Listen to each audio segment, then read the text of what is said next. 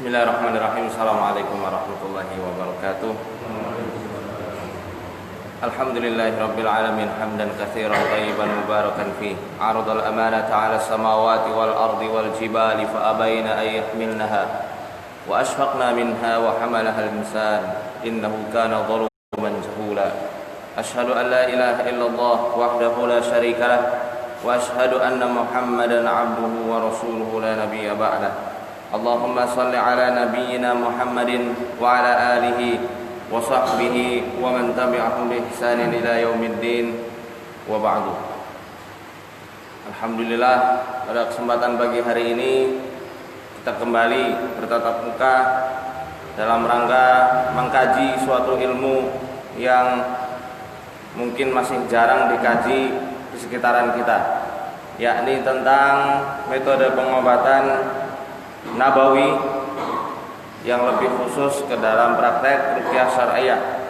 Insyaallah program ini adalah program penghataman kitab karya Syekh Wahid Abdus Salam Bali yang berjudul Wiqayatul Insani Minal Jinni Wasyaitan.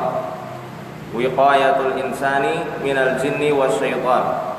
Perlindungan manusia dari gangguan jin dan setan. Dan sudah diterjemahkan ke dalam bahasa Indonesia.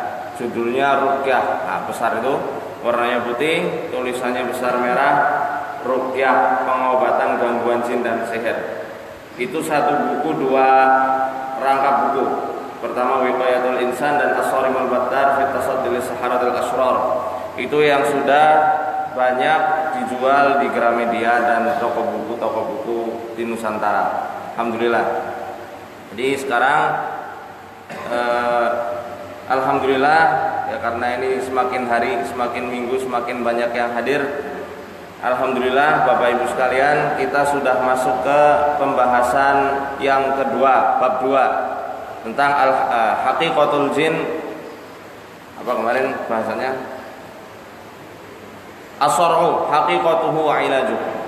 Kesurupan, hakikat kesurupan dan pengobatannya.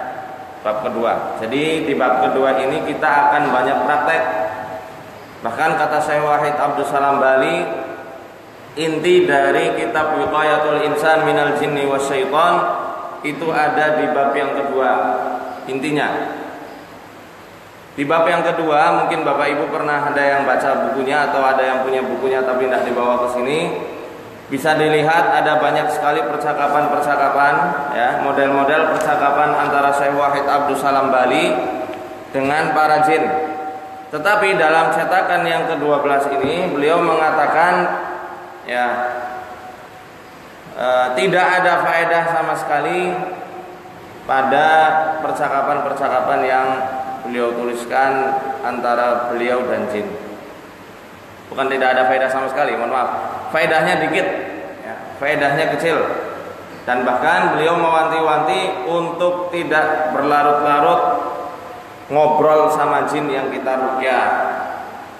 Jadi kalau nanti Bapak Ibu sudah mulai ruqyah ini, atau ada orang yang mau minta bantuan ruqyah, jin yang ngomong sesuatu, kita lihat jinnya ini bagaimana.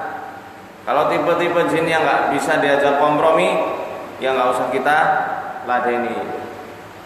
Tidak perlu juga mendakwahi jin sehingga terlalu masuk dalam ke alam jin yang ranahnya itu gaib dan kita tidak mempunyai pengetahuan tentang hal itu.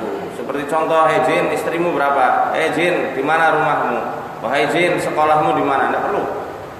Walaupun mungkin kita tahu bahwasanya alam mereka pun sama seperti kita. Mereka punya agama berbangsa-bangsa manusia, tapi kebanyakan mereka beribadah sama di masjidnya manusia. Mungkin di sini banyak jin muslim, samping bapak itu banyak jin muslimnya, cuma kita tidak tahu. Jadi tidak perlu dalam masalah itu kita untuk mengetahuinya. Baik, kemarin apa yang telah kita bahas? Pak Fuad mana ini? Gak hadir Pak Fuad, absen ya. Biasanya paling rajin. Pak Sigit, bahasan apa kemarin kita bahas? Sebab-sebabnya apa aja? Hah?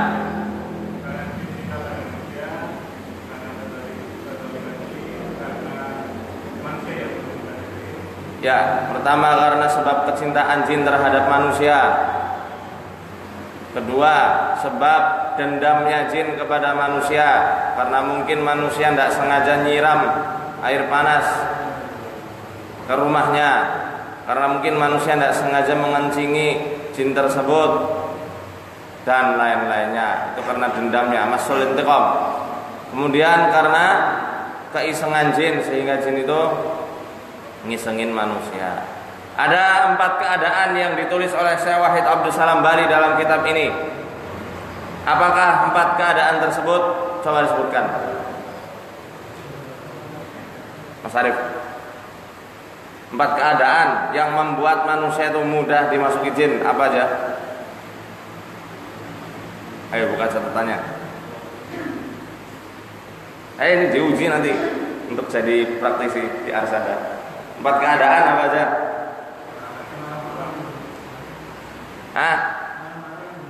Bagus. Marah-marah yang berlebihan terus. Ya, terjerembab pada jurang syahwat. Lalai. Betul.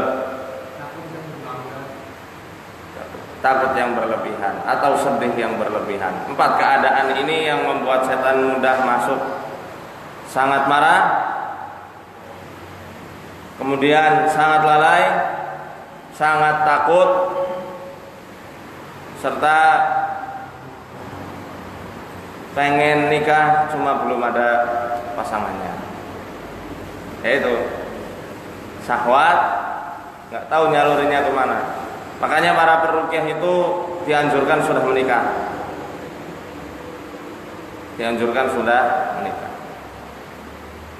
Nah, dari penjelasan Syekh Wahid ini kita bisa menyimpulkan kenapa ketika jerit malam, apa itu kegiatan pramuka biasanya, yang malam-malam disuruh ke kuburan, ke sawah, apa namanya itu, jejak malam atau apa?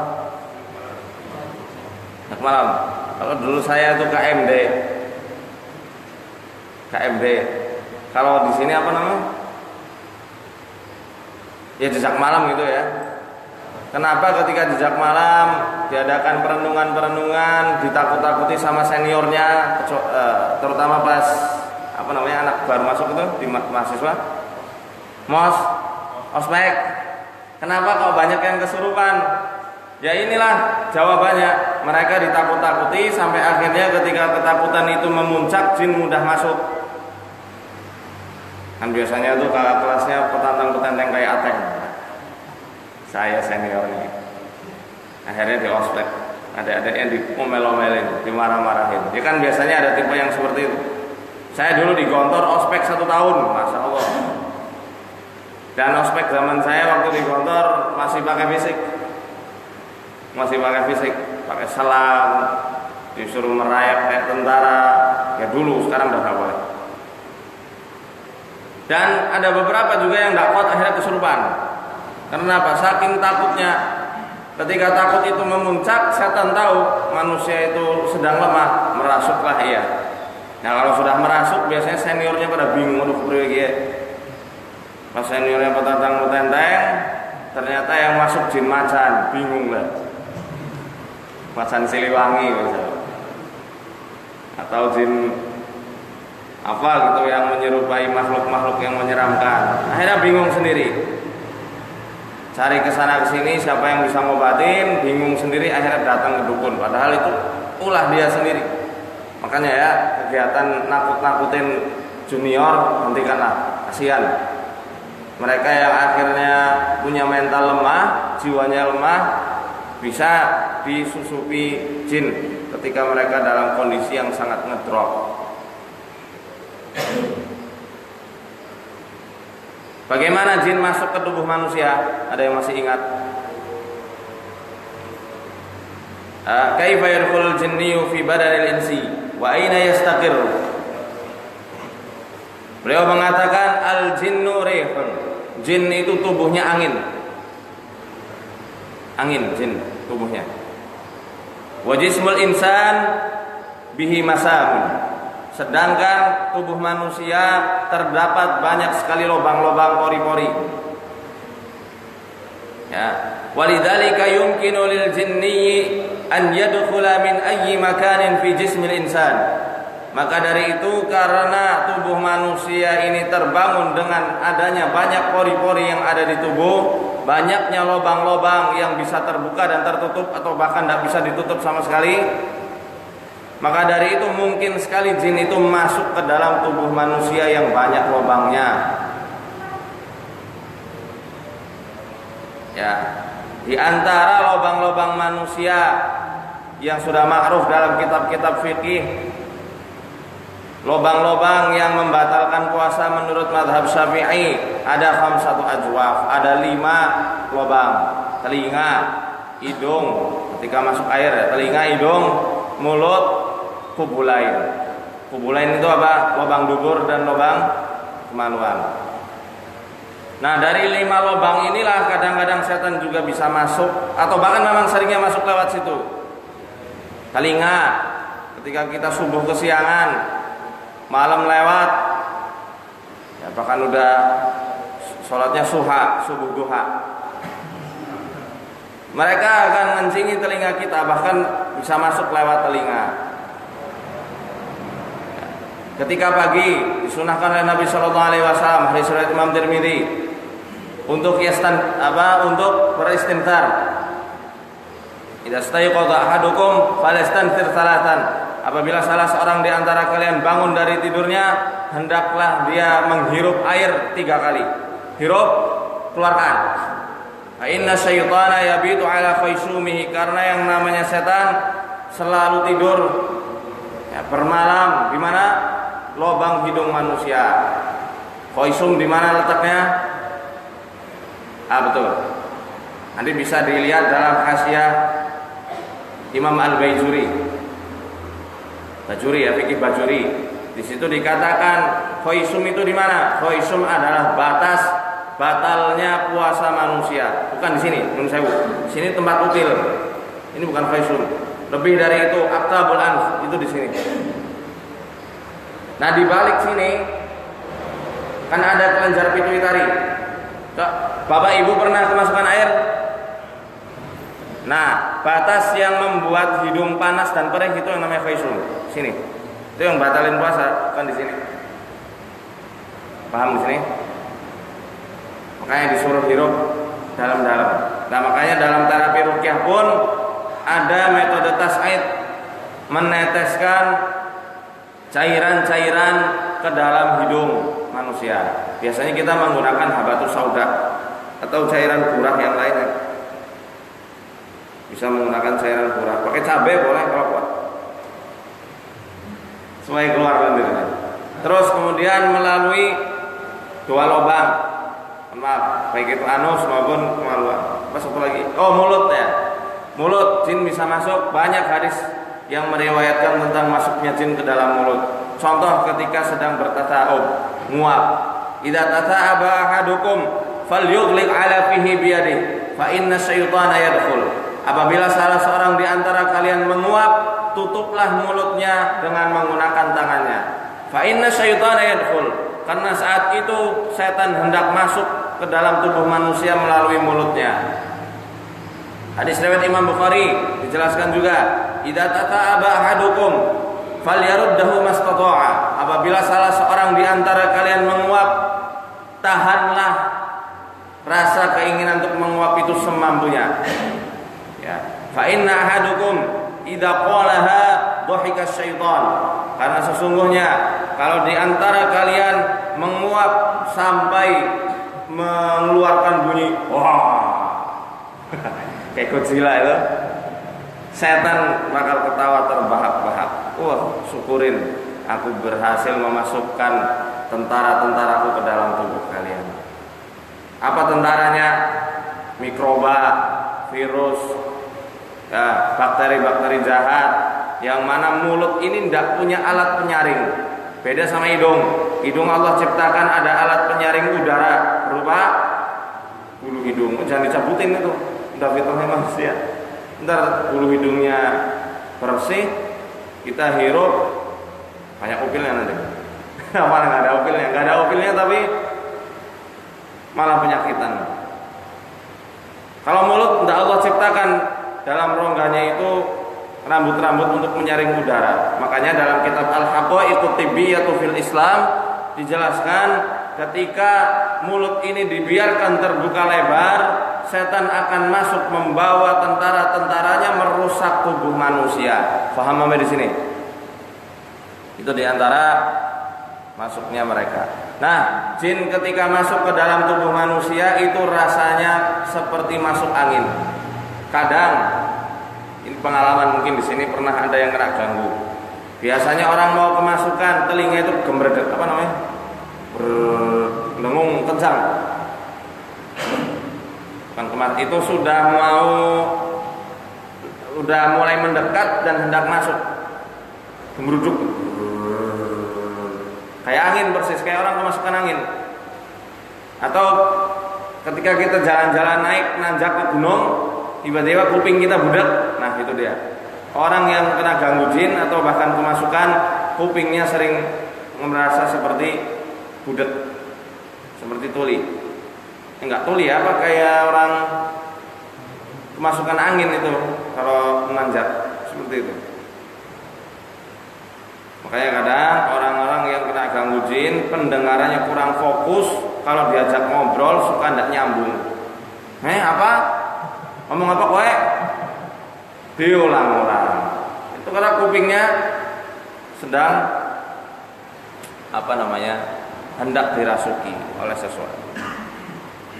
Al-jinnu rihun. Maka dari itu kebanyakan orang-orang yang kemasukan jin, perutnya khususnya ketika berwudu atau hendak sholat, katsirul intifakh, banyak sekali gas di dalam perutnya, sehingga ketika sholat Allahu Akbar belekutuk, walah ngendut kenyong, batalin sholatnya. Habis wudu, ya, udah lagi wudu, belekutuk, seakan-akan kayak mau kentut. Akhirnya diulangi berulang-ulang, timbullah was-was.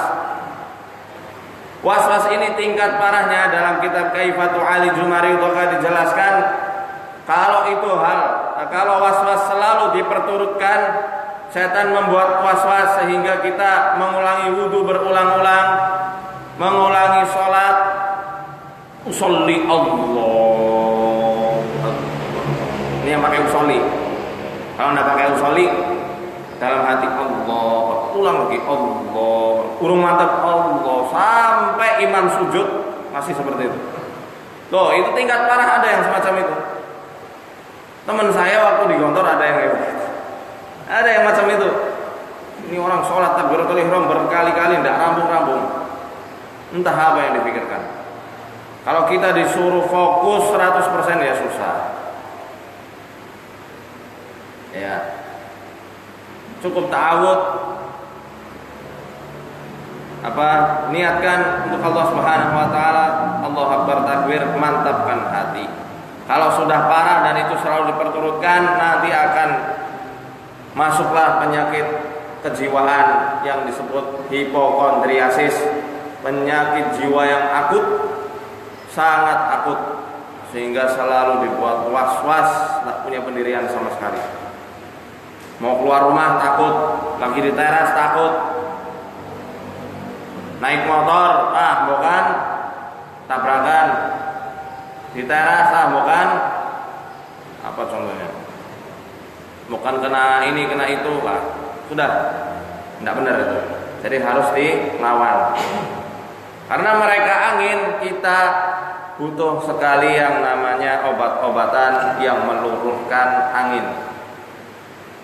Sifatnya itu karminatif, seperti contoh jerangau merah. Kalau orang dulu bilang gelingo benglek. Kenapa kok pakai itu buat sambutan dan lain-lain? Itu hakikatnya bukan khurafat dan kesyirikan. Secara alami, secara hissi itu bisa dipertanggungjawabkan secara ilmiah. Tanaman-tanaman yang macam itu. Karena tanaman-tanaman gelingo benglek itu bagus sekali untuk mengeluarkan angin, sedangkan jin itu angin. Menurut Syekh Wahid Abdul Salam. Paham di sini?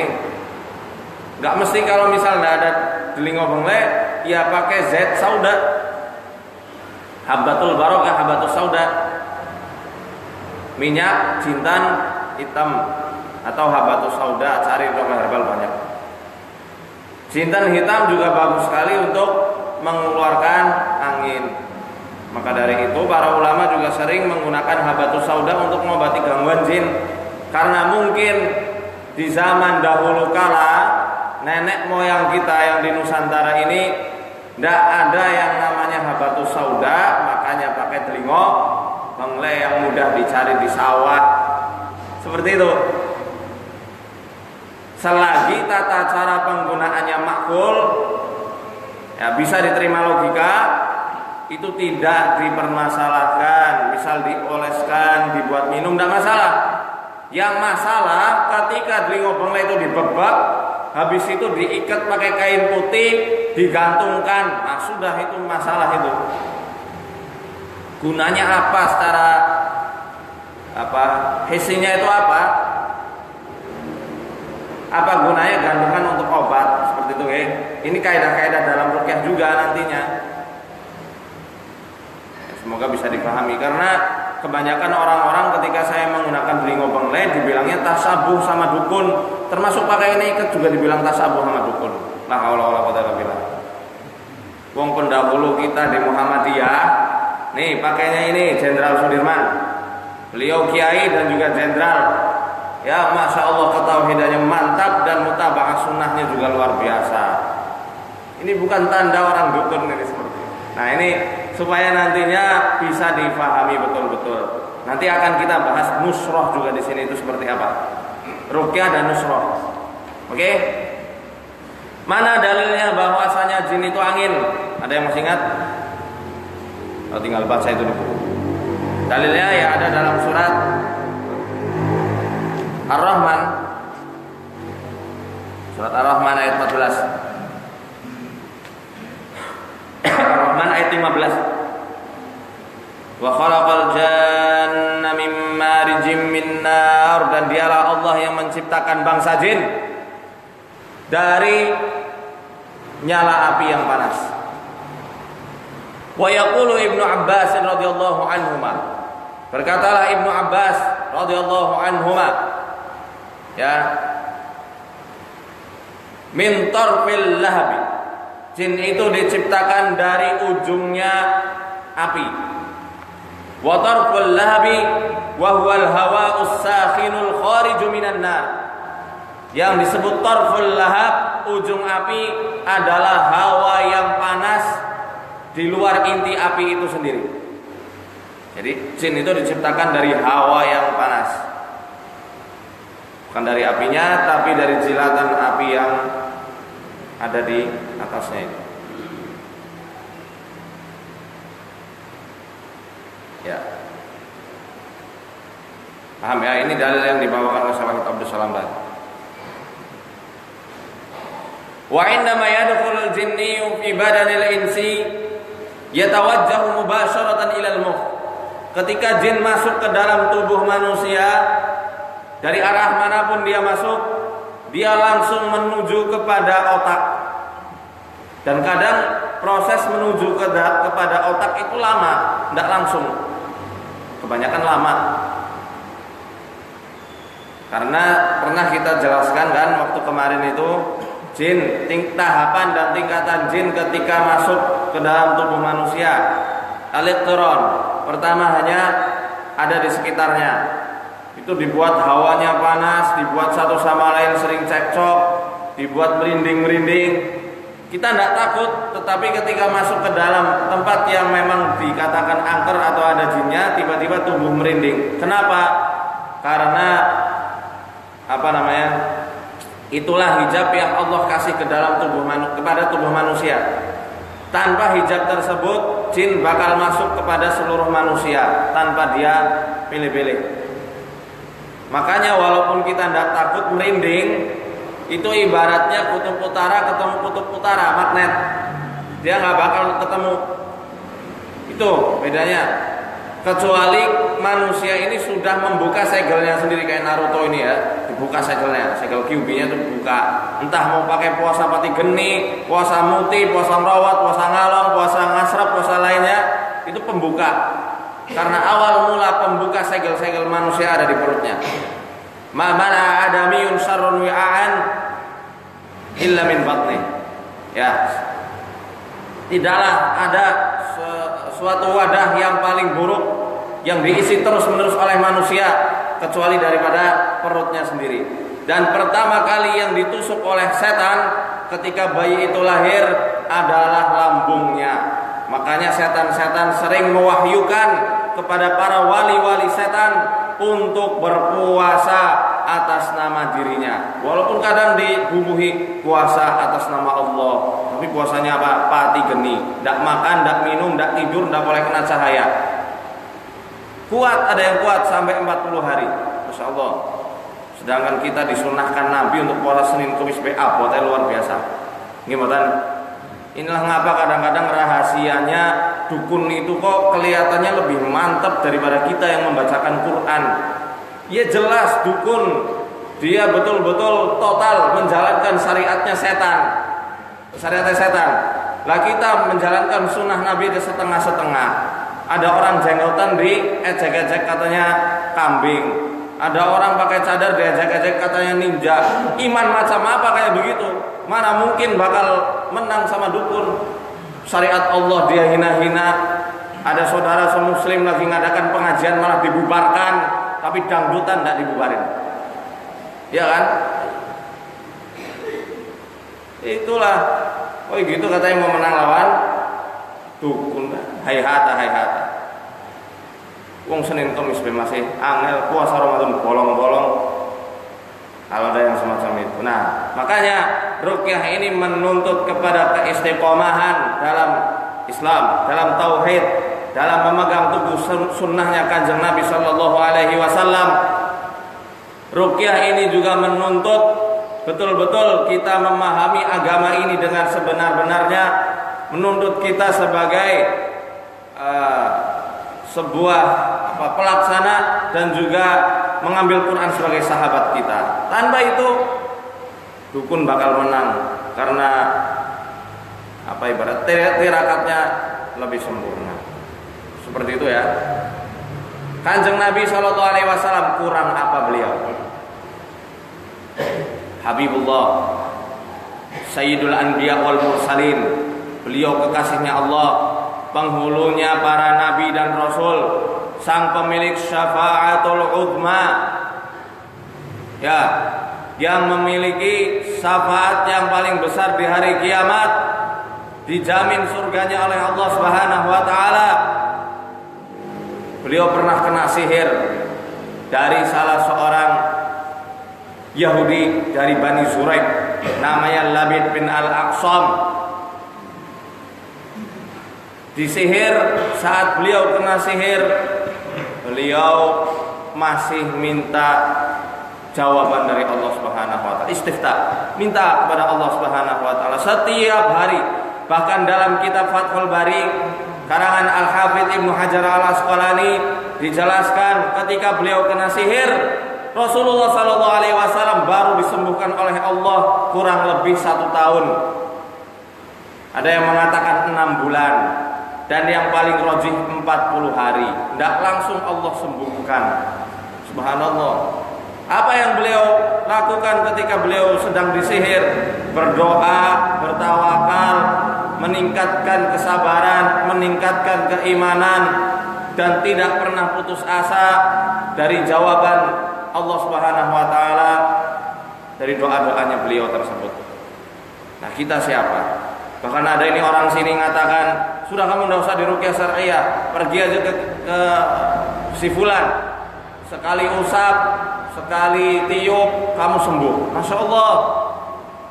Apa kita lebih hebat dari Rasul Sallallahu Alaihi Wasallam sehingga mengatakan sekali usap, sekali datang ke orang tersebut langsung sembuh? La haula wala quwata illa billah. Itu orang tidak punya tauhid mungkin, atau kurang ilmu agamanya. Ya, jadi harus betul-betul sabar luar biasa ketika menghadapi jin, karena jin ini ibaratnya virus. Mereka seperti virus. Bedanya kalau virus itu nggak punya otak dan nggak punya jiwa, nggak punya hati, nggak bisa merasa.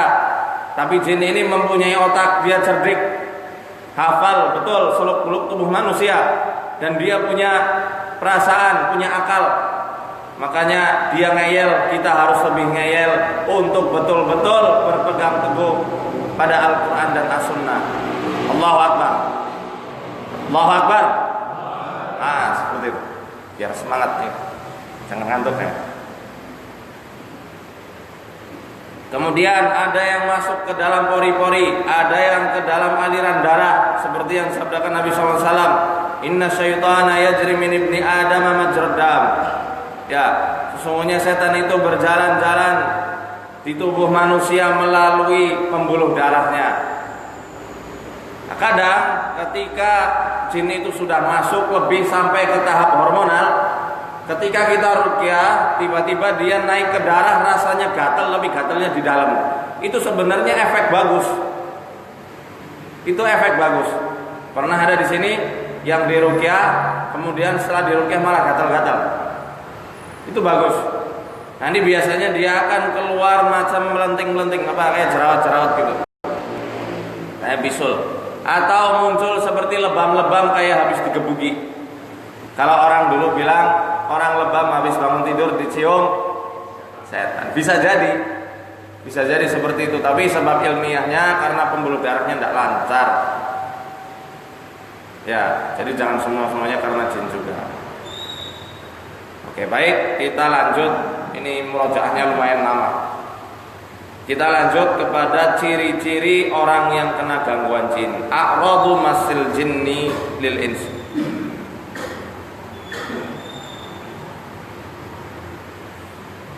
Maradu masil jinni lil insi ka ghairihi minal amradi lahu a'raduhul khassah bihi. Penyakit kesurupan itu layaknya penyakit-penyakit yang diderita manusia pada umumnya. Mereka mempunyai ciri-ciri khusus. Orang yang kena gangguan jin mempunyai ciri-ciri khusus. Walakin yajibu tanbih ala anna hunaka lubsan bainahu wa baina ba'dil amradil udwiyah. Tetapi yang harus diperhatikan untuk kita semuanya, ada banyak sekali penyakit-penyakit gangguan jin yang ciri-cirinya hampir sama persis dengan penyakit-penyakit medis atau penyakit-penyakit kejiwaan. Seperti contoh yang pernah Syekh Wahid Abdul Salam Bali temui ketika di Mesir. Faqad ja'atni maridhatun. Pernah ada perempuan yang sedang sakit datang kepada aku, kepada Syekh Wahid Abdul Salam Bali. Faqultu laha man ladzi yu'allimuk. Maka aku bertanya kepada perempuan tersebut, apa penyakitnya? Ya. Faqalat, si perempuan itu menjawab, rijli faqat. Hanya kakiku yang sakit ini, wahai Syekh. Fadzanantu annahu rheumatism. Aku kira penyakit yang diderita wanita itu adalah penyakit rematik. Ya. Karena biasanya kan yang sakit kakinya ya rematik gitu, atau karena keberatan badan makanya dengkulnya nggak kuatnya nggak biasanya seperti itu. Nah dikira sewah itu rematik, walakin kultu, tetapi ketika dibacakan Quran ya sama Syekh Wahid Abdul Salam Bali, naqra'u 'alaiha al-Quran takidan, ketika kami membacakan Quran kepada wanita tersebut untuk mengetahui ini gangguan jin atau penyakit biasa, fama huwa illa an nataqa 'alaiha jinniyun. Saat dibacakan Quran, tiba-tiba jin yang ada di dalam tubuh wanita itu berbicara. Oi, assalamualaikum, saya Om Jin. Tiba-tiba langsung bicara seperti itu. Nah, berarti sudah jelas bahwasanya penyakit yang diderita itu bukan penyakit biasa. Wa akhbarani bi annahu yumsiku rijlaiha. Dan jin itu mengabarkan, ya, menginfokan kepadaku bahwasanya dialah yang selama ini mencengkram kedua kaki wanita tersebut. Fa amartuhu an yakhruju ta'atan lillah. Kemudian Syekh Wahid Abdul Salam Bali menyuruh jin yang merasuk untuk keluar atas dasar ketaatannya kepada Allah Subhanahu wa taala. Fakharaj, maka saat itu dia langsung pergi. Insyaallah. Setingkat Syekh Wahid yang beliau betul-betul bertamasuk dengan Quran dan Sunnah. Beliau seorang ulama, beliau menguasai berbagai macam bidang ilmu. Ketika disuruh keluar, walaupun mungkin tanpa dibacakan ayat-ayat ruqyah, ketika kita betul murni ketauhidannya sama Allah, Bapak maju Pak, biar nanti yang belakang bisa masuk. Betul-betul murni ketauhidannya sama Allah, pemahaman kita kepada Al-Quran, As-Sunnah sedang berusaha kita dalami, atau bahkan mungkin sudah mendalam. Saat itu juga tanpa kita bacakan ayat Quran yang panjang, cukup bilang keluar, jin gentar dan keluar. Ingat kisahnya Imam Ahmad bin Hambal, ketika ada orang kesurupan di zaman beliau, ada orang yang mendatangi Imam Ahmad untuk supaya orang yang kesurupan itu diobati. Ya, tapi karena beliau sedang ada halangan, beliau hanya memerintahkan mengambil terompahnya. Ini terompahku, bawa sana ke orang yang kesurupan. Baru sampai terompahnya, jin itu udah lari terbirit-birit. Masya Allah. Baru terompahnya. Ya. Bahkan dalam sebuah riwayat dikatakan, kalau misalnya Ahmad yang menyuruh aku untuk keluar dari Baghdad, niscaya aku akan ajak seluruh jin yang ada di Baghdad ini untuk keluar dari negeri ini. Saking solehnya beliau, saking alimnya beliau. Dan ingat, setan tidak takut sama ahli ibadah. Setan lebih takut sama orang yang mempunyai ilmu, orang yang alim, orang yang hanya rajin ibadah tanpa dilandasi ilmu yang memadai. Malah mudah bagi setan untuk menggelincirkannya ke dalam jurang kerusakan. Tapi orang yang berilmu, walaupun ibadahnya itu hanya sederhana, itu lebih berharga dan lebih ditakuti oleh para setan. Makanya kajian ruqyah ini saya sarankan untuk Bapak Ibu ikuti kajian-kajian yang lain. Syukur-syukur bisa mondok lagi. Banyak kajian-kajian lain yang mungkin tersebar di Banyumas ini. Ada bisa ke Gus Anam. Gus Anam itu di mana? Gus Anam di Patik Raja ya, kalau nggak salah di Patik Raja sana. Atau Ustaz Abdullah Zain. Ustaz Abdullah Zain setiap Jumat malam. Silakan ikuti kajian-kajian para asatidzah supaya nantinya kuat benteng kita dalam memerangi setan. Nah, Bapak Ibu baru bilang keluar, langsung keluar. atau baru lihat muka bapak ibu udah langsung takut keluar. Tapi kadang ada bapak ibu cerita lucu ini. Banyak sekali jin yang kadang ketika diruqyah itu merasa gentar dan takut melihat salah seorang manusia. Tapi ternyata takutnya bukan karena ilmu atau karena ketauhidannya. Takut karena manusia tersebut di belakangnya ada jin yang lebih besar. Makanya jangan pede dulu ya. Nanti ruqyah jinnya takut, wow, tauhidku mantap. Belum tentu ternyata ada jin turunan yang masih ada di sini. Wow, atau jin dari bekas kanuragannya. Mereka sama kayak manusia. Sama yang kastanya lebih tinggi atau yang lebih serem, lebih gede, mereka bakal kabur duluan. Ya, gitu. Wa ma'rifatul a'radi amrun muhim. Ya.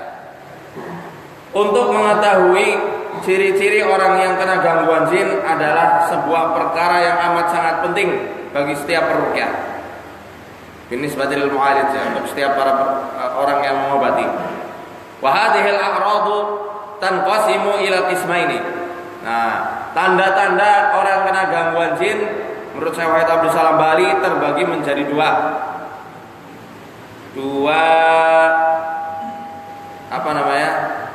ciri ya. Yang pertama a'radu fil manam. Yang pertama adalah ciri-ciri ketika dia sedang tidur dan ciri-ciri fil yaqzah. Ciri-ciri ketika dalam keadaan terjaga. Nah, di sini porsinya Syekh Wahid Abdul Salam Bali lebih membanyakkan ciri-ciri ketika tidur. Karena memang saat manusia tidur adalah saat-saat paling rawan. Tidur tanpa wudu, tidur tanpa doa, seringnya ketindihan. Ada yang ketindihan di sini? Tindihan. Biasanya tindihan di tempat-tempat tertentu. Tidur, mohon maaf, tiba-tiba ihtilam, mimpi basah. Tidur, tiba-tiba kebangun. Nah, nanti kita bahas. Yang pertama, al-araq. Al-araq itu insomnia. Wa huwa an la yastati'ul insanu an yanama illa ba'da muddatin tawilatin minal istirkha. Manusia enggak bisa tidur, itu insomnia ya maksudnya. Ketika seseorang ingin mencoba untuk tidur tapi enggak bisa tidur kecuali dalam waktu yang lama. Kalau tradisi orang-orang barat ngitung domba ya. Kata itu tradisi mana? Hitung domba 1, 2, 3 sampai tidur katanya. Itu bukannya membuat tidur, membuat otak makin bekerja keras. Ada juga yang orang-orang itu yang nggak menggunakan petunjuk Quran Sunnah, akhirnya mendengarkan musik-musik klasik ya namanya, musik klasik supaya dia bisa tidur. Nah nyatanya nggak bisa tidur. Bahkan yang lebih kasihan kadang saudara-saudari kita seiman, seislam, yang dia betul-betul memperjuangkan keislamannya dengan nyata, sehingga dia mengambil Al-Quran untuk perantaraannya supaya bisa tidur, tetap tidak bisa tidur. Ini kasihan. Mendengarkan MP3 misalnya, merotal Quran, bisa tidur tapi waktunya lama. Misal mau tidurnya jam 9, dia setel merotal dari jam 9, baru tidur jam setengah 1, baru tidur jam 2, itu kasihan. Al-araq. Makanya saya pernah bilang, peruqyah ketika habis meruqyah banyak orang, yang bisa sampai ratusan atau bahkan ribuan orang atau mungkin beberapa puluh orang, hendaklah ketika pulang langsung mandi. Langsung mandi. Karena nanti di antara Bapak Ibu ada yang akan gabung bersama kami berjuang menegakkan kalimat tauhid dengan ruqyah syariah ini. Saya kasih tahu sekarang, ketika nanti sudah mulai terjun di masyarakat untuk meruqyah, setelah selesai pulang mandi. Habis dimintai tolong mandi. Karena biasanya kalau tidak mandi, bekas-bekas sambaran jin, ya, karena jin itu mempunyai sambaran, ya, itu akan melekat nempel di kulit kita, di tubuh kita. Sehingga ketika dekat anak kecil itu rewel terus-menerus panjang malam. Sebenarnya bukan serangan balik, salah peruqyahnya sendiri. Melekat pada istri jadi ngomel-ngomel terus. Ya. Atau yang lainnya. Atau mungkin ke dalam diri kita sendiri, habis meruqyah kok tiba-tiba emosinya luar biasa, pengennya meledak-ledak terus. Nah, mungkin waktu habis meruqyah belum mandi, belum gosok gigi itu, masih ada sisa-sisa nempel. Nah, kalau mandi sambil digosokin, sambil digosok itu di sini. Itu mandi, taruh habis tidur kalau sudah capek. Kadang meruqyah pun pernah saya dikasih tahu sama almarhum Ustadz saya waktu itu, Ustadz Arif Rahman Hakim, Allah yarham. Waktu di Mesir saya sempat konsultasi, Ustadz saya begini, ada insomnia enggak? Alhamdulillah enggak ada, aman. Karena biasanya peruqyah yang kena serangan balik dia enggak bisa tidur, susah untuk tidurnya. Ya, seperti itu. Yang kedua al-qalaq. Al-qalaq artinya apa? Cemas, gelisah saat tidur. Qalaq itu bukan kolak pisang ya, Bapak Ibu. Al-qalaq bahasa Arab artinya gelisah. Wa huwa kathratul istiqaq bil lail. Banyak bangun, jadi gelisah terus waktu tidur. Seakan-akan kayak ada sesuatu yang dipikirkan tapi tidak ada. Nah, inilah yang kemarin kita bahas, karena setannya bercokol di area jihazul asbi di sini, sehingga saraf-saraf manusia jadi tegang.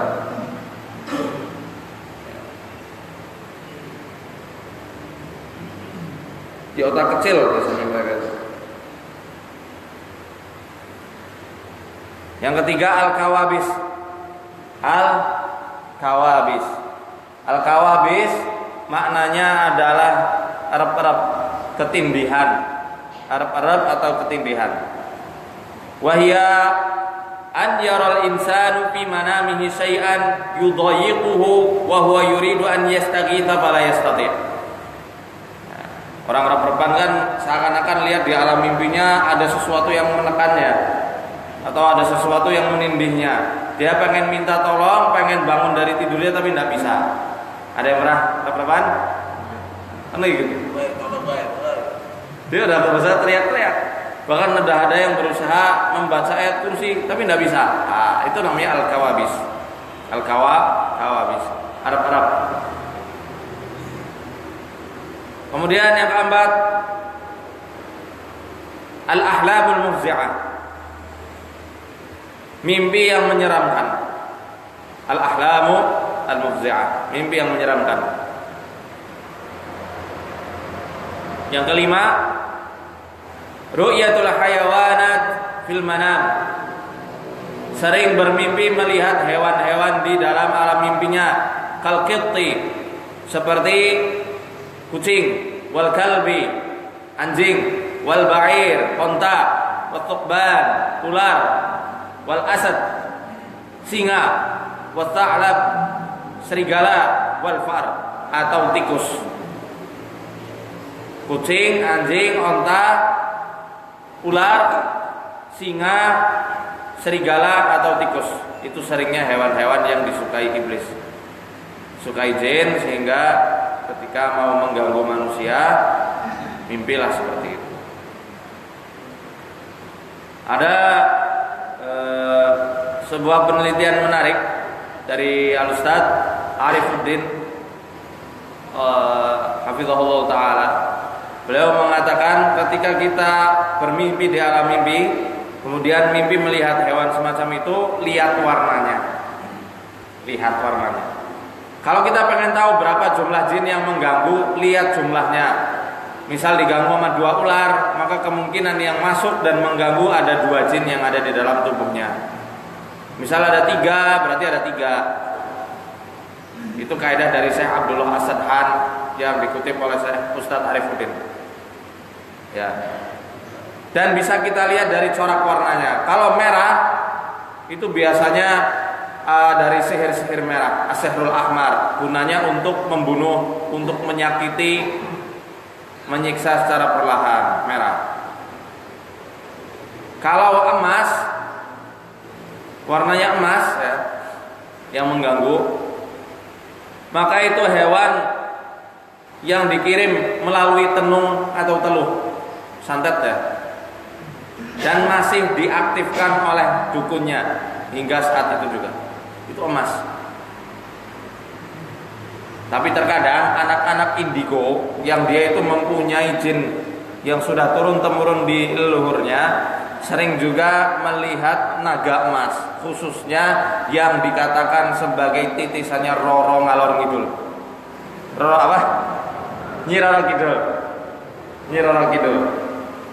Kadang juga seperti itu. Wah, saya melihat naga emas yang besar. Kalau seperti itu, kebanyakan dia bukan kena sihir, tapi jin turunan yang dulu mungkin leluhurnya kiblatnya ke arah selatan. Itu seperti itu. Jadi kita perlu ketahui juga di mana tempat dia berpijak. Biasanya ada kultur tersendiri yang menjadikan penyebab gangguan jin itu semakin beraneka ragam. Di Jawa banyak sekali kasus jin nasab. Di Timur Tengah, khususnya di Mesir, kita jarang sekali menemui jin nasab. Kebanyakan kasusnya al-ain dan sihir. Kalau di Mesir dan Jazair, area-area Afrika, banyaknya ain, pandangan mata jahat, dan juga sihir. Makanya kitab-kitab para ulama dari Saudi, dari Mesir, banyak sekali membahas tentang ain, tapi jarang yang membahas tentang jin turunan, jin tanjakan, jin belokan, jin perapatan, jin pertelon misalkan. Ada jin turunan sih jarang. Kenapa? Karena tidak ada budaya semacam itu. Gangguan semacam itu adalah mengikuti budaya yang ada di sekitar manusianya. Di Indonesia dulu nenek moyang kita kebanyakan kepercayaannya adalah animisme dan dinamisme. Sebelum Hindu Buddha datang, sebelum Islam datang, akhirnya banyak yang mengikuti perjanjian-perjanjian macam itu, menurunlah sampai ke anak cucunya hingga saat ini. Di zaman peperangan, keris-keris diisiin. Di Arab mana ada semacam itu? Nggak ada pedang yang diisi. Paham ya apa di sini? Nah, itu seperti itu. Jadi kadang kitab dari Timur Tengah yang khususnya bahas masalah ain itu tidak bisa kita jadikan sandaran utama juga. Yang bahasan masalah sihir, ciri-cirinya sihirnya semacam ini semacam itu juga kadang tidak bisa dijadikan sandaran utama. Karena sihir itu mengikuti budaya dan adat setempat orang-orang.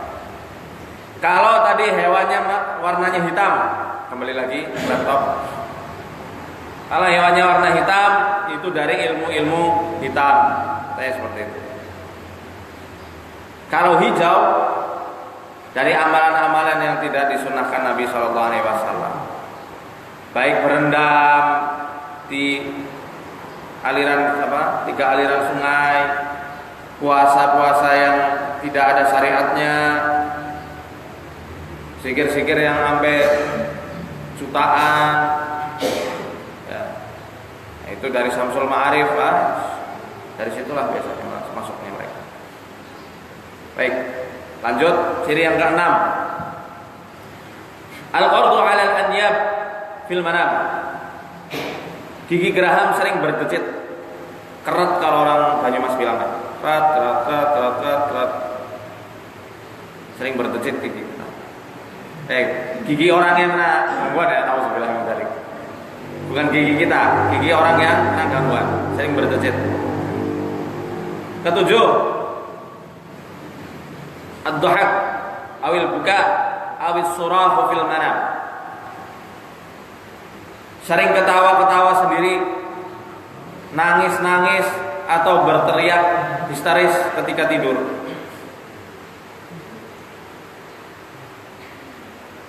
Kedelapan, at-ta'awwuh fil manam. Sering merintih saat tidur.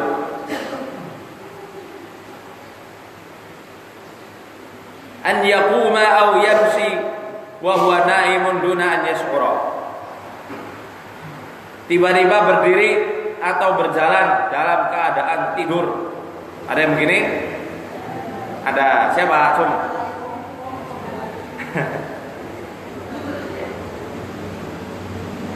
An yara fi manamihi ka'annahu sayasqutu min makanin 'alin.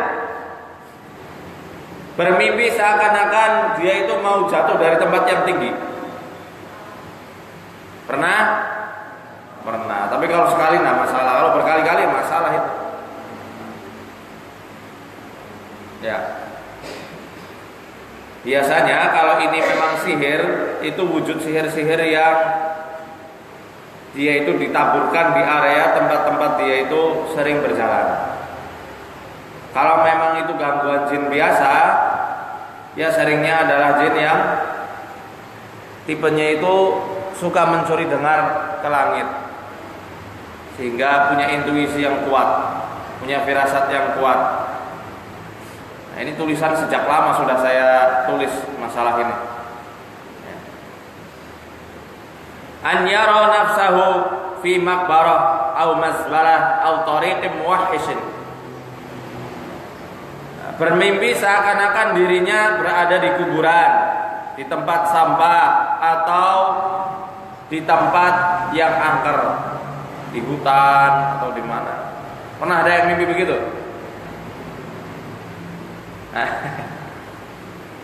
Kalau itu sihir, ini kita bahas masalah gangguan jin ya, belum ke masalah sihir. Sihir itu nanti, hanya untuk pengetahuan aja. Kalau memang itu orang kena sihir, biasanya kalau sering mimpi kuburan, di tempat-tempat angker atau masbalah, tempat sampah, itu biasanya dipendam, madfun sihirnya, di tempat-tempat yang tidak jauh dari tempatnya. Biasanya seperti itu. Ya. Anjara unasan bisifatin gharibatin, melihat sekelompok manusia dengan ciri, dengan perawakan yang aneh. Ya. Seperti halnya sangat tinggi, orang yang pendek tapi pendek banget, au yara unasan sudan, atau melihat sekelompok manusia yang kulitnya hitam pekat. Mohon maaf ya yang hitam jangan tersinggung. Ini hitam tapi hitam banget, hitamnya kayak kupluk. Seperti itu. Yang ke-13, an yara asbahan fi manamihi, melihat hewan-hewan buas di mimpinya. Ini adalah 13 tanda-tanda orang yang kena gangguan jin pada saat dia tidur. Gimana cara membentenginya? Wudu yang disunahkan Nabi SAW. Wudu sebelum tidur. Pertama ya. Kedua, nanti kalau sudah tidur baca doa mau tidur, khususnya baca ayat kursi. Baca ayat kursi. 2 ayat terakhir surat Baqarah. Dan 3 qul. 3 qul itu Al-Ikhlas, Al-Falaq, An-Nas.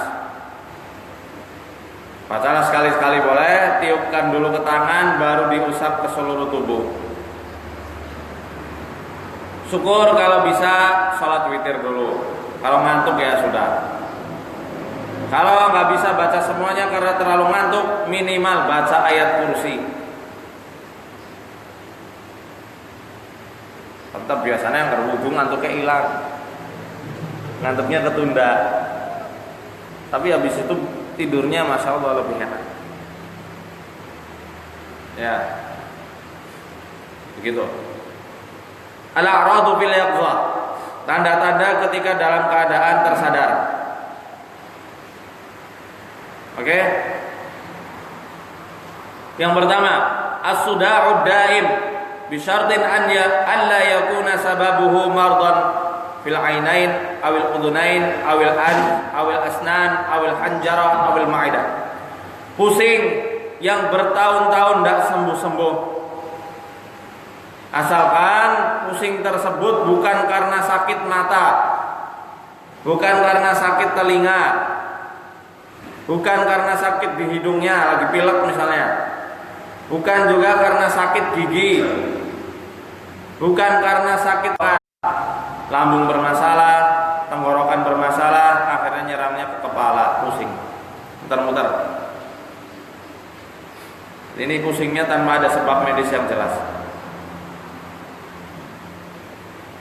Atau bahkan kadang ada yang sakit perutnya karena pernah minum sesuatu dari dukun, itu juga bisa membuat sering pusing-pusing. Atau orang yang sering pusing biasanya masuklah jin ghawas yang suka nyelam. Mungkin dia hobinya berenang, hobinya mancing, lupa berdoa, lupa waktu hingga lupa sholat, masuklah jin ketika mancing itu lewat tulang ekornya. Bersarang di lambung, pusinglah dia setiap hari. Kedua, as-sudud.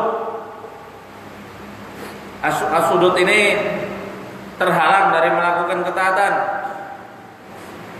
terhalang untuk berzikir, malas ketika zikir, bawaannya ngantuk, bawaannya pengen tidur, bawaannya malas.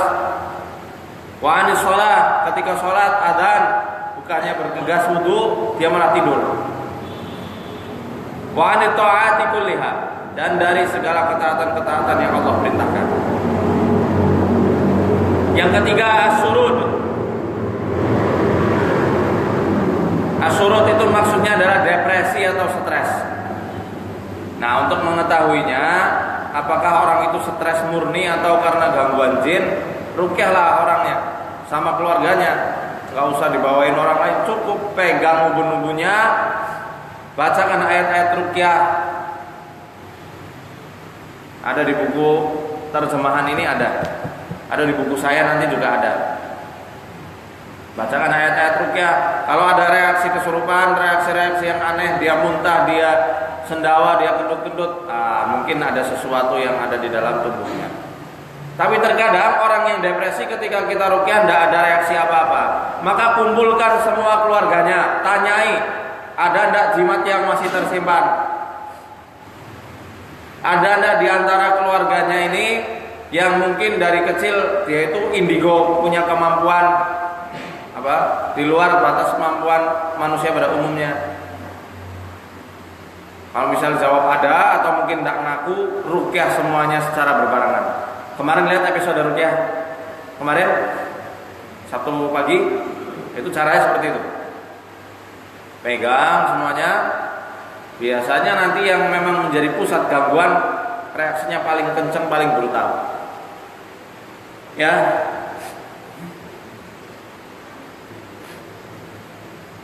Mana tadi? As-sar'u. Yang kelima, sering merasa as-sar'u kesurupan, sering kesurupan.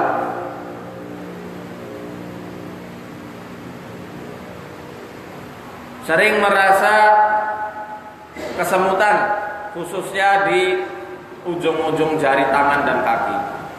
Tapi nggak asal kesemutan dibilang gangguan jin. Cek juga kadar gulanya. Ada ndak diabetes? Ada ndak penyakit-penyakit lain yang menyebabkan dia itu sering kesemutan? Kalau ndak ada, rukyahlah. Siapa tahu ada sesuatu di dalam. Kemudian alamun fi udwin minal a'dha'i ajuzat tibbul basari an ilaji. Mempunyai suatu penyakit pada organ tubuhnya yang tidak bisa ditangani oleh para medis.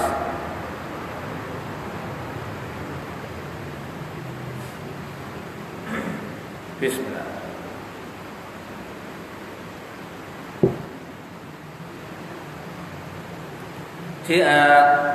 Itu ya, itu beberapa ciri-ciri orang kena gangguan jin. Kemudian anwa'ul mas, ciri-ciri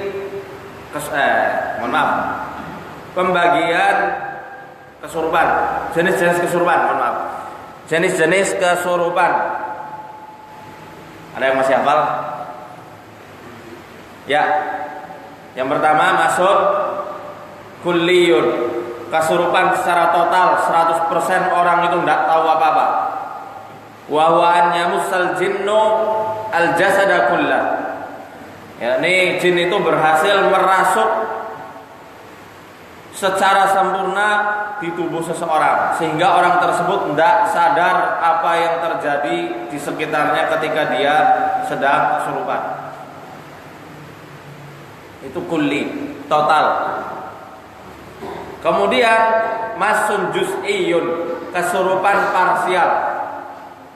Jadi hanya sebagian tubuh saja yang dirasuki.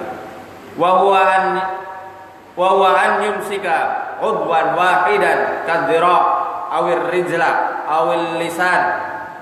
Kadhirai awir rijli awil lisan. Seperti halnya dia berhasil menguasai sebagian organ tubuh saja, seperti berhasil menguasai lengannya saja, sehingga ketika diruqyah baru begini. Wih, begini aja. Biasanya orang yang seperti ini dan peruqyahnya belum paham, orang baru getar begini sehingga lisan dia masih terus beristighfar, astagfirullahaladzim, astagfirullahaladzim. Ini masih sadar ini. Dia parsial, yang dikuasai hanya tangannya aja. Tapi langsung didatangi, gebuk. Ukhruj ya Allah, keluar kamu, buah. Tempeleng kepalanya misal, naudzubillah. Tonjok dadanya, buah. Yang keluar bukan jinnya, rohnya keluar. Karena itu belum kuli, belum total. Dia itu masih parsial sifatnya, baru hanya lengannya saja yang dikuasai. Maka coba tenangkan dulu untuk sadar. Atau pegang lengannya, kemudian diruqyah. Oke? Atau kadang yang kejang kakinya. Wah, kakinya kejang. Jangan ditendang. Ketika ditendang dia merasakan sakit walaupun kakinya yang ditendang. Pegang, tariklah. Pegang, cari. Biasanya kalau kaki itu di sini sembunyinya, di area sini. Kelihatan? Colek aja, set.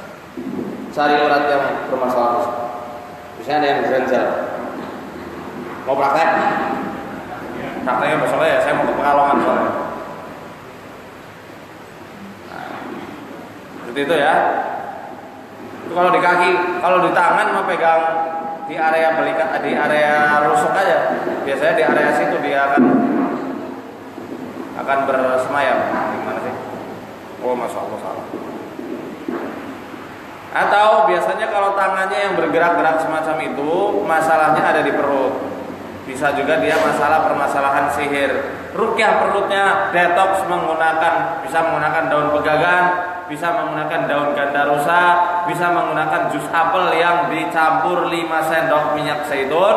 Diruqyah menggunakan ayat-ayat ruqyah, surat Ad-Dukhan misalnya, ayat 43 sampai 49, surat Al-Hajj ayat 19 sampai ayat 22, atau surat Ibrahim ayat 15 sampai ayat 18. Enggak usah dicatat, ada di buku.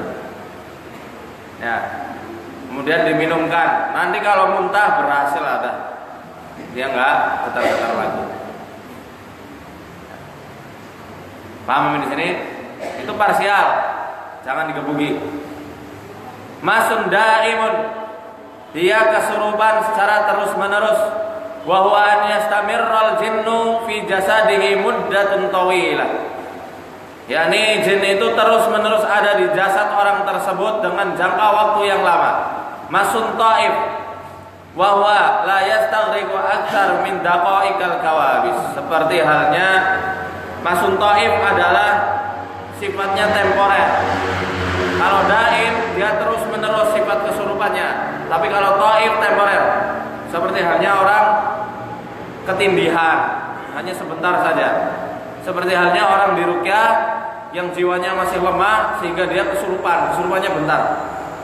Yang kadang bikin susah, dia itu kulli daim, gabungan ini. Kesurupannya total tapi terus menerus. Nah, ini yang dilakukan teknik tongkat sakti. Ibnu Taimiyah rahimahullah waktu itu memukuli orang yang kesurupan. Itu kulli daim. Dia tuh kesurupannya total secara terus menerus dia pukuli. Yang kena jinnya dan tidak berbekas. Nah, kalau kita mukuli orang kesurupan kok ada bekasnya, lecet-lecet misalnya atau lebam, malpraktek itu. Ini ya malpraktek. Tidak betul. Tidak dibenarkan. Karena syaratnya ketika memukuli itu adalah yang kena jinnya, bukan manusianya. Manusia yang nggak merasakan sakit, tidak ada bekasnya. Itu kaidahnya. Karena asal mula hukum pukulan dalam ruqyah adalah darbun khafif, tepukan, bukan pukulan keras. Rasul sallallahu alaihi wasallam ketika mukul, bahasa daraba yadribu dalam bahasa Arab artinya enggak hanya mukul tapi juga menepuk. Ya, menepuk. Ya, darbun. Paham di sini? Paham ya insyaallah. Ya mungkin hanya ini yang bisa saya sampaikan. Ini agak asik karena nanti jam 6 saya mau ada acara, mau ke Pekalongan ini. Jadi silakan bagi yang mau tanya sampai jam 6 ya. Sebelum kita tutup silakan kalau ada yang mau bertanya atau konsultasi. Silakan Bapak. Assalamualaikum warahmatullahi wabarakatuh. Waalaikumsalam. Nama saya Ahmad Basri dari Bandara Singaraja. Agak di luar insomnia, dalam arti tidak bisa tidur tanpa obat sudah berlaku sejak 94 tahun. Insomnianya? Ya. Sudah pernah diruqyah? Ya, tapi saya belum ada pernah diruqyah. Sepertinya nggak ada perasaan yang mengenang gitu sama sekali. Kalau cuma sendiri. Ada reaksi enggak waktu ruqyah? Nggak ada. Ada ya. Untuk insomnia kalau sudah bertahun-tahun nanti terapinya bisa dibekam ke ahli bekam. Nah, kemudian kita kasih herbal yang sudah kita ruqyah. Daripada numbuk sendiri, saya sudah sediakan herbal khusus untuk insomnia di rumah. Itu racikan guru saya. Kalau misal di ruqyah kok hasilnya belum maksimal, maka perlu untuk tambahan asupan untuk penyempurna penyembuhan. Biasanya kita menggunakan herbal atau menggunakan mandi daun bidara. Mandi daun bidara. Cari 7 lembar daun bidara, Bapak. 7 lembar diulek. Kemudian ulekannya itu nanti ditaruh di air ya, yang buat untuk mandi. Syukur-syukur mandinya rutin sebelum subuh. Kapan kenal itu kalau cari daun bidara? Kenal. Ada yang punya daun bidara di sini? Yang punya bibit bidara ada? Siapa?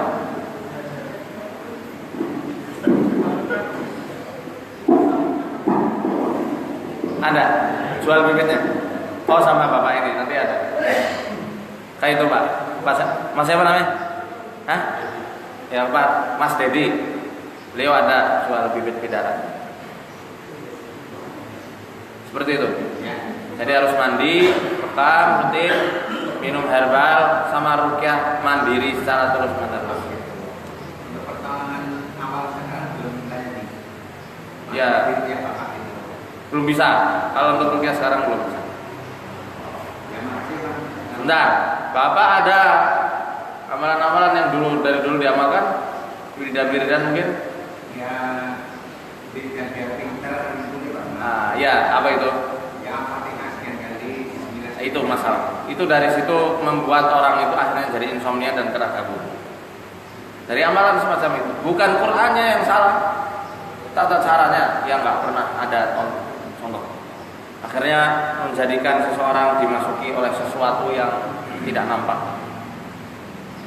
Nah masalah itu nanti akan kita obati setelah dari Pekalongan, mungkin tanggal 10 November. Kapan intensif lagi Mas Arif? Nanti dicatat nomor untuk pendaftaran ruqyah intensif. Karena kita setiap 2 minggu ada ruqyah intensif di Masjid Salahuddin. Silakan catat nomornya. Kalau mungkin ada saudara-saudari yang mungkin membutuhkannya. 0815 untuk pengobatan. 0815. Perlu diingat Bapak Ibu, kajian ini bukan pengobatan massal ya. Kajian ini untuk bahas masalah pengobatan Islam, untuk dikaji dan kita pelajari bersama. Ya, jadi khawatir nanti ada yang datang jauh-jauh di sini pengen diobatin, kalau subuh tidak ada pengobatan, gitu ya. Bentar dulu Pak. 0815 7828 7828 7828 lagi. 0815 7828 7828. Dua kali 7828-nya. Atas nama Gus Norlan. Pak Norlan ya. Beliau tim saya. Pak Norlan. Pak Norlan. Enggak, atas nama Pak Norlan. Sudah ya. Itu Pak, nanti mungkin bisa diusahakan. Selanjutnya ada yang mau nanya lagi? Monggo Pak. Assalamualaikum warahmatullahi wabarakatuh. Salam. Kami yang menanyakan tadi surat Ar-Rahman. Surat Ar-Rahman ayat 15 yang artinya dan dia Allah menciptakan jin dari nyawa api tanpa asap lebih. Ini saya baca tanpa asap dulu. Yang pertama. Itu versi terjemahan Indonesia kan? Ya, Ini versi tafsir ulama, kita lebih ambil yang, karena banyak sekali versi-versi terjemahan Indonesia yang masih banyak dikoreksi, khususnya sama ulama-ulama, ustadz-ustadz lulusan dari luar. Kan banyak versi terjemahan lama dari majelis penerjemahan yang lama, sama ada koreksi-koreksi yang versi barunya. Yang kedua, ini menyangkut pribadi bahwa tadi karena sudah salah sebenarnya bahwa ciri-ciri dari pertama yang lalu tergabung jin salah satunya adalah kedutan atau ya? Hah? Kedutan atau ya? Oke. Saya belakangan ini kalau saya ke dokter itu kolesterolnya nggak tinggi jadi kedutan gitu ini tangan. Kolesterolnya tinggi. Kolesterolnya tinggi. Ayo itu kolesterol, jin kolesterol. Itu bukan gangguan jin, itu kolesterol. Iya ya Pak. Oke. Itu ada sebab medisnya. Ada beberapa memang penyakit medis Pak, yang menurut ulama yang pakar dalam bidang ruqyah syariah itu bisa dikombinasikan atau sering ditumpangi oleh jin. Pertama rematik, kanker, tumor, stroke, keputihan bagi wanita, istihadah, darahnya mainnya nggak berhenti, dan segala permasalahan di rahim wanita, baik itu kista, baik miom dan lain-lainnya, serta lain-lain. Nanti bahasan ini akan kita bahas juga insya Allah di referensi yang lain, bukan di kitab Wiqayah, bukan di kitab Wiqayatul Insan minal jinni wasyaitan. Insyaallah nanti kalau sudah sampai bahasan ini kita sudah khatam, kitab ini sudah khatam, baru kita berlanjut kepada kitab yang lain supaya tertata belajarnya. Baik Pak Sigit, silakan.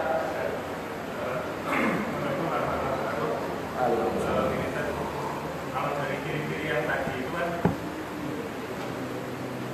ada 13 ciri ya. Ada yang menanyakan saya,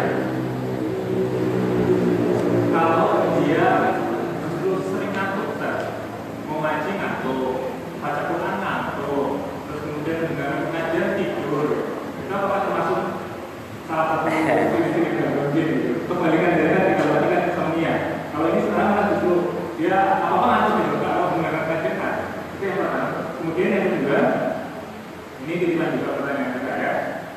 Kalau ada seseorang yang kemudian diruqyah, dia menyampaikan bahwa dia dapat kiriman sihir dari seseorang. Apakah kemudian itu ruqyah memang bisa melihat atau kemudian bisa mengetahui bahwa yang diruqyah itu dapat kiriman dari seseorang gitu, dengan jelas gitu. Ya, gitu. Kemudian yang ketiga, Sudah 2 aja Pak. Iya udah. Ini kayak soalnya kan di Al-Azhar nih, 1 berangkat. Jawabannya 3 orang. Monggo Pak, 1 lagi. Ya 1 lagi. Ya, apakah benar dengan raja. Jadi ada kasus seorang ibu yang kemudian dia konsultasi dengan salah seorang kiai, kemudian dia diberikan air minum yang diisi raja, yang katanya bisa untuk perlindungan diri, maintain jodoh, kemudian dan rezeki. Pas saya tanya raja itu isinya apa, dia bilang saya nggak tahu karena itu karena itu sudah dimasukkan air, kemudian sudah dilakukan, dan kalau misalkan air itu habis, silakan diisi ulang lagi. Begitu, kata kiainya. Apakah memang bisa seperti itu? Nah, tidak benar. Pertanyaan pertama, orang yang ngantukan, ini kok kebalikan sama orang yang insomnia. Bagaimana ini? Memang ada dua jenis. Ada yang dia dibuat nggak bisa tidur, ada yang dibuat ngantukan terus. Beda-beda tipe jinnya biasanya. Kalau tipe-tipe orang ngantukan itu setipe sama orang-orang yang insomnia sebenarnya. Coba tanya, kualitas tidurnya ketika malam bagaimana?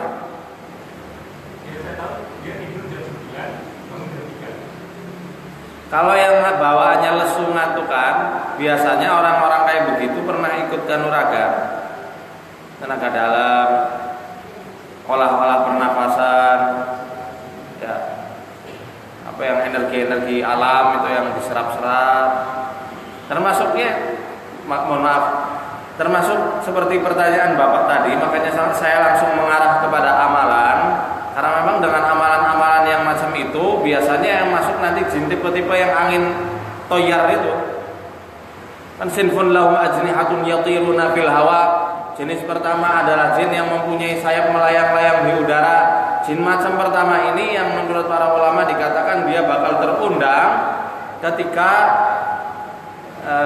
si pelakunya itu mengamalkan amalan-amalan yang menyimpang atau menyelisihi ajarannya Nabi Shallallahu Alaihi Wasallam. Bisa dari itu, Pak. Sehingga kadang membuat lesu, kadang membuat insomnia. Yang kedua, pertanyaannya tadi saya sampai lupa. Harusnya bisa melihat, mengetahui bahwa itu yang kiriman dari seseorang. Apakah peruqyah bisa melihat orang yang mengirim sihir kepada korbannya? Tidak bisa. Tidak bisa. Kalau ada peruqyah yang bisa menerawang semacam itu, jauhi, karena dia sudah dibantu oleh setan.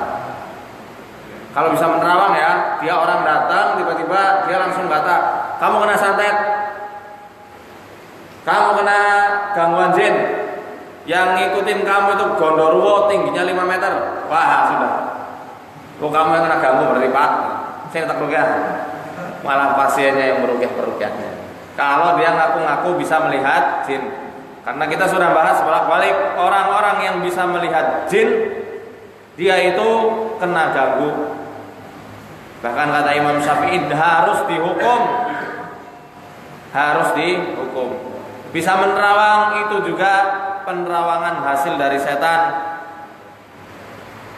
Yang ngomong langsung ulama sufi besar di Mesir pada zamannya, Syekh Abdul Wahab Asy-Sya'rani rahimahullahu taala. Beliau mengatakan, "Wa man kushifa lahu amma yaf'aluhu an-nasu fi qururi buyutihim fa huwa kasbun syaitaniyun wa yajibu 'alaihi taubatu minhu fawran." Siapa yang ngaku-ngaku bisa melihat apa yang dilakukan orang di celah-celah rumahnya, maka itu adalah kasyaf, penerawangan yang disebabkan oleh setan, dan dia wajib hukumnya bertobat atas kemampuannya tersebut. Nah, seperti itu. Jadi peruqyah syariah tidak bisa menerawang. Kita hanya mencari hal tersebut melalui data yang kita peroleh dari pasien. Walaupun nanti akan kita ajarkan juga gimana sih orang yang kena gangguan jin, mana orang yang kena ganggu, mana yang enggak, ada cirinya di wajah dan gestur tubuh. Tapi enggak saya bocorin sekarang, kawan-kawan. Yang ketiga, air minum rajahan. Air minum yang dirajah ini memang menurut imam yang 4, Abu Hanifah, Imam Malik, Imam Syafi'i, Imam Ahmad, itu membolehkan semua. Tapi rajahannya bagaimana? Yang tulisannya Al-Quran murni, tidak dipotong-potong, tidak ada simbol-simbol iblis seperti bintang, bintang David, bintang kebalik, huruf alif 3 dicoret atasnya, huruf H, huruf nun kebalik, yaitu huruf nun tidak jelas, dan kebanyakan rajah yang macam itu yang banyak di Nusantara. Makanya untuk saddud dzari'ah, menutup celah-celah kesyirikan dan kemungkaran, lebih baik kita hindari praktek-praktek pembuatan rajah. Tidak boleh, tidak usahlah seperti itu. Cukup kita bacakan saja, jangan ditulis. Jadi praktek macam itu tidak usah lah, jangan. Karena kita tidak tahu apa yang ditulis. Nyari aman saja. Ada lagi? Cewek, akhwat. Tafadhali.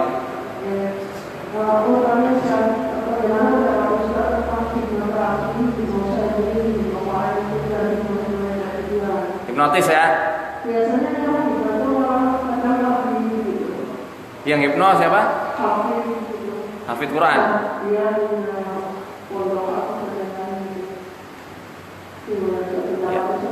Jadi yang dalam Islam praktek hipno sendiri sudah pernah saya bahas dalam sebuah tulisan.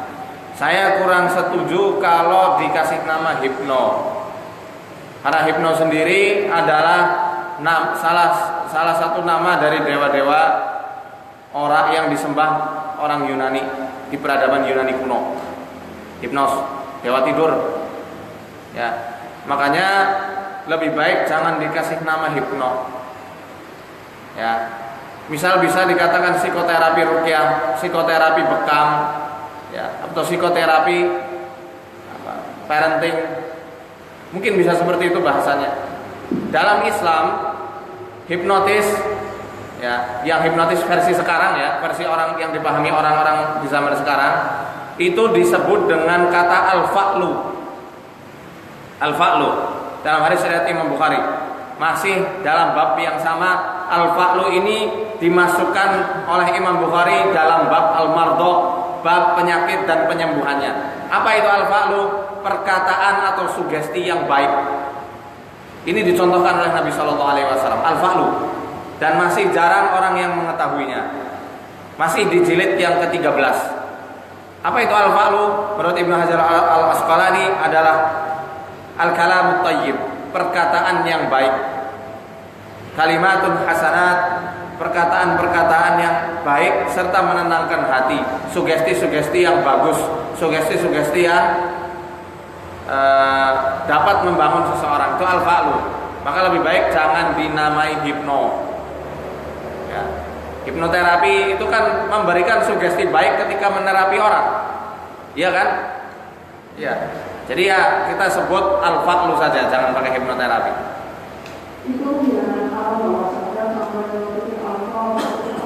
Alfa, beta, terus kalau yang 0 itu delta. Kalau menurut mereka alfa itu masih dalam kondisi sadar tidak sadar, sehingga manusia ketika diperintahkan, ketika ada sesuatu yang tidak cocok di batinnya, mereka katanya ya versi mereka, manusianya masih bisa menolak. Tetapi justru di titik kesadaran alfa lah yang bisa mencapai ke delta. Delta ini kan titik 0, gelombang otak yang sudah 0 di delta, ya kan? Sedangkan yang alfa itu katanya peralihan di alam bawah sadar itu. Dia masih bisa sadar, tapi hakikatnya tidak sadar, karena bisa diperintahkan semau orang yang mengatakan semacam itu. Dan ini yang menjadi kritik saya. Di titik tersebutlah setan itu biasanya masuk. Inilah mengapa ketika orang-orang ketika di ospek, terutama anak-anak perempuan mahasiswi, banyak yang kesurupan karena di titik takut yang memuncak itulah dia akhirnya betul-betul takut, setan akhirnya masuk. Wa may yakhshu an dzikrir rahmani nuqayyid lahu syaitanan fa huwa lahu qarin. Barang siapa yang berpaling, yang lupa dari peringatan Allah, dari Quran, dari berzikir pada Allah, maka kami akan jadikan setan sebagai teman duduknya, teman yang selalu menyertainya. Maka kalau bisa dan memang betul hal tersebut syar'i, silahkan buat orang itu selalu ingat Allah, jangan sampai kosong pikiran, apalagi suruh fokus di titik tertentu. Itu bisa membahayakan. Itu versi dilihat dari versi ruqyah itu sendiri. dari ilmu ruqyah ya. Untuk lebih jelasnya silahkan lihat tulisan yang telah saya bikin beberapa waktu yang lalu. Saya gabungkan dari muqaddimahnya Ibnu Khaldun tentang penjelasan ilmu-ilmu sihir. Ada yang sama, hampir sama persis dengan praktek-praktek hipnotis yang ada di TV-TV. Ya, itu sudah saya tulis lengkap, jadi saya nggak bahas di sini. Ada lagi yang lain?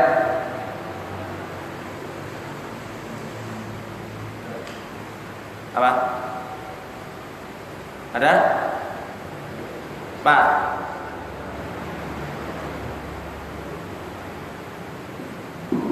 Assalamualaikum warahmatullahi wabarakatuh. Waalaikumsalam.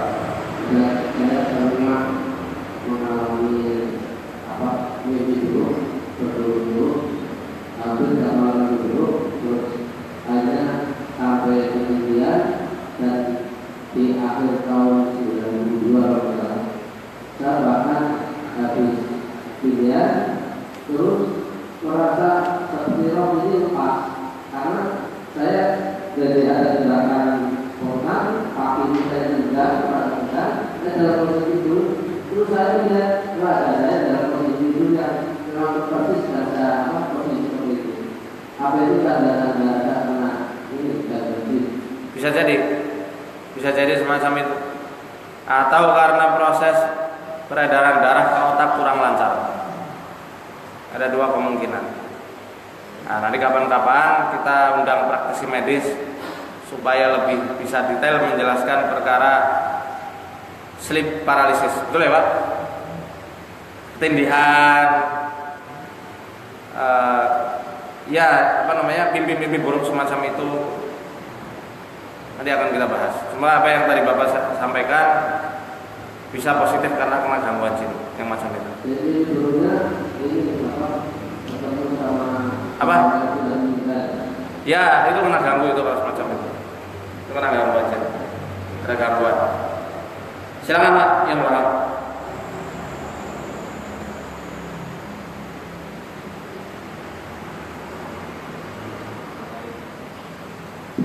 Assalamualaikum warahmatullahi wabarakatuh. Waalaikumsalam. Jadi saya ada perwakilan dari pertanyaan dari kakak saya. Ini sudah selama 1 tahun lebih ini mengalami gangguan pola tidur. Gangguan apa? Pola tidur, terus mimpi yang macam-macam seperti kuburan, apa itu bisa disebut kena gangguan jin atau santet gitu. Yang macam semacam itu tadi kita sudah jelaskan bahwasannya gangguan susah tidur, sering mimpi di kuburan dan mimpi orang meninggal dan lain-lainnya. Memang ya ada potensi besar dia itu kena sihir. Wallahu a'lam bishawab. Biasanya sihir yang model seperti itu medianya ditanam, baik di rumah, baik di toko, baik di kuburan, baik di gunung dan lainnya. Cuma kita tidak usah terfokus sama buhul, bingung nanti. Ruqyah saja. Terapinya ya kalau disebutkan dalam referensi kami itu bisa menggunakan apa tuh namanya, ikan lele. Nah, obat kita tuh obatnya enak. Kemarin besok ya di episode yang mendatang obatnya kambing marok. Saya yang masak Pak, enak spesial. Nah ini untuk bapak lele, pecel lele juga boleh. Tapi lelenya diruqyah dulu.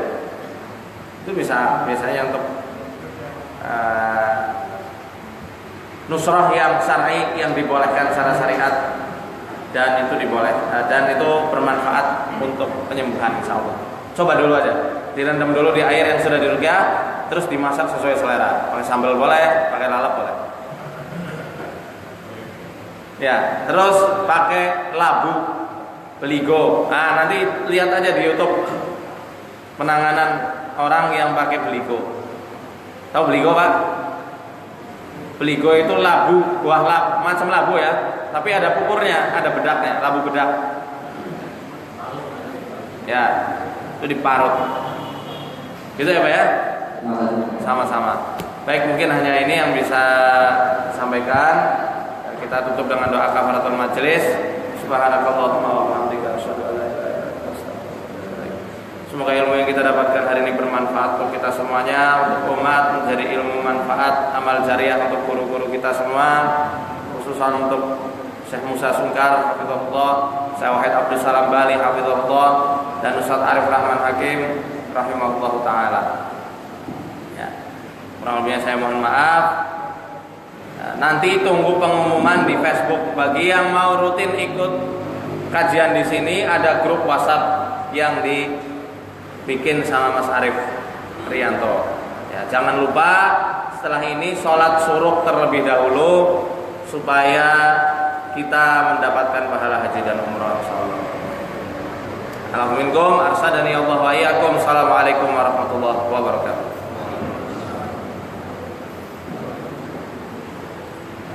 Insyaallah. Tapi paling jam 5. Jam 5 sore. Kereta kan? 5 sore. Iya, jam 8 sampai. Enggak apa-apa.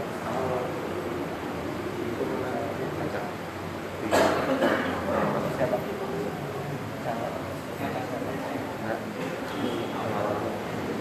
Boleh. Bisa. Besok ya? Yang lain juga itu kan? Untuk grup WhatsApp ini khusus yang sering hadir ya, mohon maaf nanti kapan-kapan ada grup WhatsApp khusus untuk umum ya. Kalau sudah jadi insyaallah akan pengukuhan Yayasan Arsada insyaallah. Mohon doanya. Assalamualaikum warahmatullahi wabarakatuh.